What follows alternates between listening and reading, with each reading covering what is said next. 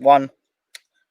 Okay, welcome to BWTM Sports Gaming. We have with us top welterweight contender, Ray Robinson. Ray, how are we doing? Hey, how you doing? I'm good. It's good to see you back. It's good to see you back in the house again. It's been a little while. How you been? Good, man. No complaints, really. Living in 2020. How's it been with the whole COVID thing? I've got to ask the question.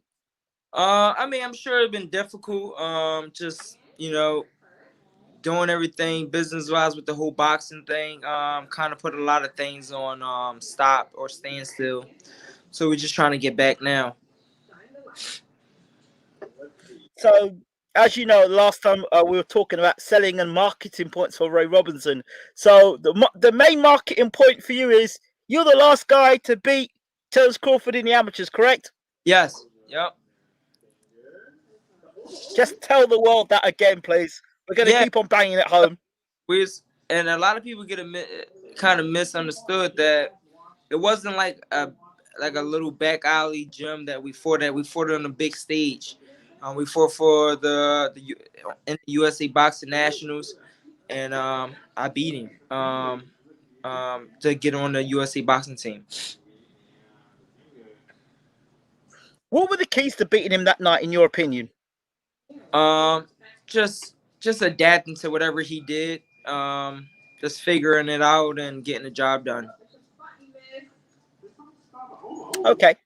So we're going to talk about the KELL BROOK fight. He's fighting this weekend, November the 14th. Terence Crawford's last opponent was the Green Machine, whom you fought yourself. Yeah. Give us your take on that last fight with the Green Machine and Terence Crawford. We all knew that a lot of politics had to do with that. We both was fighting, me and the Mean Machine, Kavalauskas. We was both fighting for whoever wins was supposed to get a shot at Crawford, and no one won. It was a draw. A lot of people thought I won, and I also thought I won. And somehow, the top ranked fighter, got the shot at Crawford, although he didn't win the fight. I thought we should have ran it back. We asked his team, we asked Top Rank, they all said no. So it's just one of them things, man. It's just frustrating with the whole politics thing. Okay, fair enough. So there's politics in boxing, correct? Yes. Absolutely. So we're talking about this fight, Brook versus Crawford. What's your take on this fight? Actually, I just read something that Crawford was saying, like, oh, he's gonna, he's preparing for the best Kell Brook. He don't care about his losses, and it's so funny because when me and Crawford was going back and forth a little bit on Instagram, his main thing was, oh, why would I fight you? You got losses, and saying all this stuff, and it's like funny now that he's saying that, oh, he don't care about the losses. So he's a joke to me, in my opinion, because I feel as though that if you got two eyes, you know who won that fight against me and Kavalauskas, and he's seen the fight, and he knew I won, and his team knew I won, and it should have been me and him fighting that night. Me and Crawford, I think we would have got way more buzz than him and Kavalauskas, and he's fighting a dead man walking, in my opinion. This guy got his eye socket broke twice or something like that. I'm surprised that he actually passed the eye exam. There's no hating on Kell Brook. He's getting paid and getting a shot at a world title. Good for him. But it just irritates me how Crawford, say one thing and then go back and try to say something else. Like he don't care about the losses, but that was your main reason why you didn't want to fight me is because I had losses, he said. So it's just funny how he said that. He's a joke to me.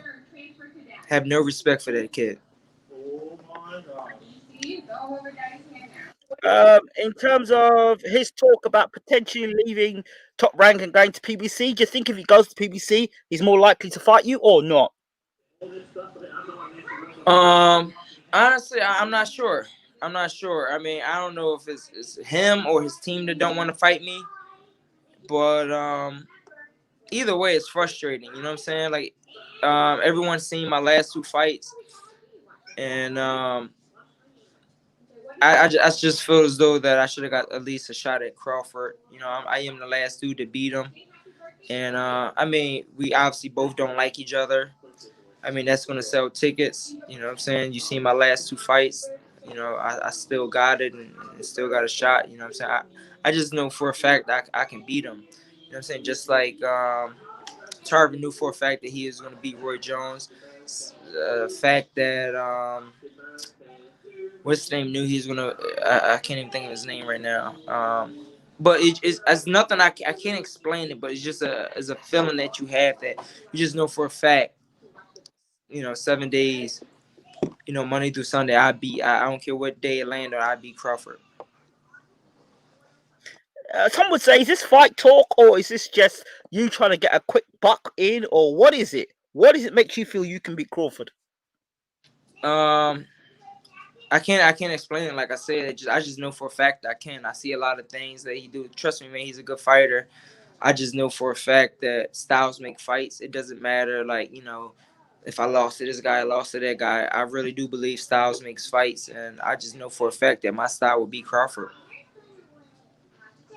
What is it, if you're going to get to the bottom of it between yourself and Crawford, if you're going to say, this is the problem I have with this guy, what is it, the main beef you have with Crawford? No, he don't fight no damn body. He don't fight nobody. So I mean, I'm not a fan of him, man. I mean, he's just not a fan of him. He don't. To me, I don't think he fight nobody. And that's it. You know, you know, that irritated me with the whole. You know, I know it don't got nothing to do with him, or maybe it do with the whole Kavalasis thing. You know what I'm saying? We both know that. You know, I beat him, and then you get him a shot. So it's just one of them things that I just feel like I deserve my shot, and I should have got it.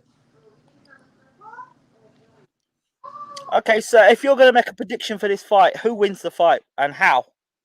Uh, I'm sure Crawford to win. I mean, this kid has 2 bad eyes, or two. He got a bad eye, so I'm sure Crawford eventually break him down, and Cal Brook would probably get stopped in like the 6th.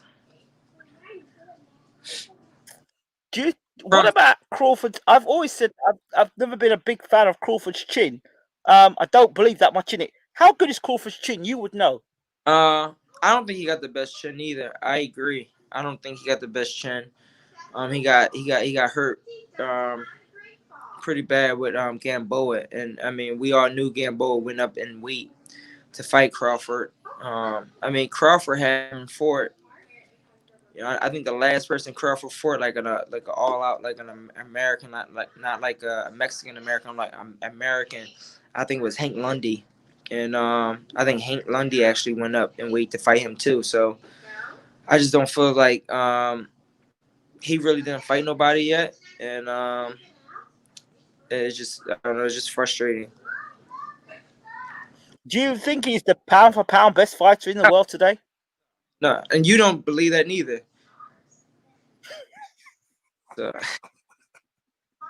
So I mean, that's not food. Not food, or you know what I'm saying. I mean, let's not fool each other. You know what I'm saying. You don't believe it. I don't believe it.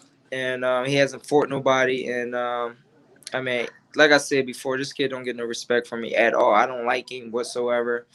Um, and you know, he is just funny after the fight. He you know, he got all hype and mad after our fight and got jumped in my face and did all that shit, but he ain't do none of that when we was rumbling. So I mean, he just he's a joke. So what did you think of when he met Spence? When him and Spence were facing off, what did you make of all of that? Knowing Crawford the way Yeah, you know him. and he gets hyped when the camera's around, but man, I just don't think he's built like that for real, man. He pretend, you know, he's a good pretender, you know, he's an actor, that dude. So I don't know. I'm just So if he said to you, Robinson, come see me, what would you say to him? where at? Let's go. I mean, it's not. I mean, it's listen. I mean, you dealing with a Philly dude, man. Everybody know Philly guys ain't, you know what I'm saying, ain't scared of shit at all. So I mean, him saying, "Come see me," you know what I'm saying? I'm in. I'd be on the first thing smoking. I like this Ray Robinson. I Yeah. like this Ray Robinson. There seems to be a real steal about you, Ray. What's going on? You been reading my book or something? It's just it's no, it's just the politics of boxing, you know what I'm saying? It just is one of them things that eventually you start getting frustrated, you know what I'm saying, with everything. You know what I'm saying? I think that's what's remember what I told you, Ray. Remember what I told you. what. You, as long as you stay in the game, you will become champion of the world. I'm telling you that. Thank you, man. Thanks. I honestly Your time will come. I believe that too. I just need my break. I need my shot, and it will come. I mean, you know, it's one of them things that, you know, you got to be patient. And I mean, listen, I think like my last two fights, I really showed two different styles. Kavaliauskas, I made him look like he had two left feet. You know what I'm saying? That dude couldn't hit me. You know, I outboxed him. Normally he's you know, aggressor and keep coming. And I look at that fight over and over still, and I just don't see that he won. You know what I'm saying? And you can see even when they announced the draw, that man dropped to his knees and started thanking God. Like, who does that for a draw? Like, who? That's not normal. You know what I'm saying? That's not normal. That a person that really thought he won wouldn't do that for a draw. You know, drop to his knees and so happy that they called it a draw. So that's irritating. And then I fought Josh Kelly, supposed to be, you know, the next hot thing. And I switched up my style. I think they thought I was gonna box, and I put the pressure on him and broke him down. I think pressure bust pipes, and I think I done enough to win that fight too. So I just feel like, you know, every time I step forward, they pull me back, or they keep me in like a loophole or something, and it's just frustrating, to be honest. They can't show the and this is the longest out of them two fights. It was the longest camp I've ever had. So that shows you when I don't get short notice and I actually get time on a time in camp, what type of Ray Robinson that can pop up. And I mean, I feel as though that I can beat anyone, you know, with time on my hands. This is it. The COVID thing could well be a blessing for you, because you know what? People are going to have to fight now. The pretenders have to fight now, which means people are going to records, and records are going to get dropped. And that gives you an opportunity to slip in and do your thing. Just make sure you're fit. Make sure you're ready. No excuses. And when you get your title shot, take it with both hands. Well, no excuses. I've been training. I wanted to make sure, you know what I'm saying, Kell Brook was going to be able to pass the eye exam. So that's why I stayed in shape for his ass, for Crawford, just in case if Kell Brook ain't passed the eye exam. Well, you should have rolled up on Crawford. Yeah. You know, you should roll up on Crawford. Yeah, man, I don't like that dude, man. At one of his press conferences. Yeah, man. Listen, we can definitely, you know what I'm saying. Listen. Let me know where he gonna be. I'm in. I mean, I just don't care for the dude. Don't got no respect for him whatsoever. And I'm sure he feel the same way about me. And I mean, I just feel like when two people feel that way about each other, then there's only one way to handle it. I mean, I'm old school, I guess. That's how. You should go to a press conference. You gotta start following around at press conferences. Yeah, I know. Like Ali at the press conference. Turn up to his press conference and be there. This whole COVID thing messed a lot of things up. So I guess we're just trying to, I don't know, figure it out. All you do when there's a virtual press conference, you turn up under a shady name, bro. You come as Ray Robinson and ask the press conference, when are you gonna fight me, son? Yeah, that's it. I would love that, man. I would love that opportunity. Yeah, you have to do something like that, bro. But anyway, brother, I can't keep you much longer because I know you're a busy man. But I'm mad. What's your plans? What are you gonna do? I'm mad too because I found out he came to one of my bro Gerard in his fights, and something happened. I couldn't get to the Gerard in his fight. Found out that he was actually in the back Crawford came in the back and gave Jerron some dap and all that, but I wish I was there. So he lucked up on that one. Jerron Ennis is my boy. And tell Jerron I was one of the first people to interview him as he turned pro. He needs to come back and do an interview with me. All right, What's he doing? Huh? Let him know. I will. Let him know. I'll look after him when he's on the channel. All right, yeah, 100%. All right, Ray, we're gonna let you go, but thank you so much, champ. What's going on with you now? Huh? What's going on with you now? Your career. What's next? I don't know. Just waiting, man. Just waiting by the phone and trying to figure it out with this whole COVID thing. But I mean, just gotta be patient, you know, like you said, and I'm sure that things that happen when it's supposed to happen. It's gonna happen, champ. It's gonna happen. Thanks, man. How do people follow you? Huh? How do people follow you, champ? Before you go. Oh, on Instagram, Facebook, the new Ray Robinson. Check me out. I appreciate it. Champ, thank you so much. Much love, and see you soon. All right, man. Have a good one. Take care. God bless. Take care.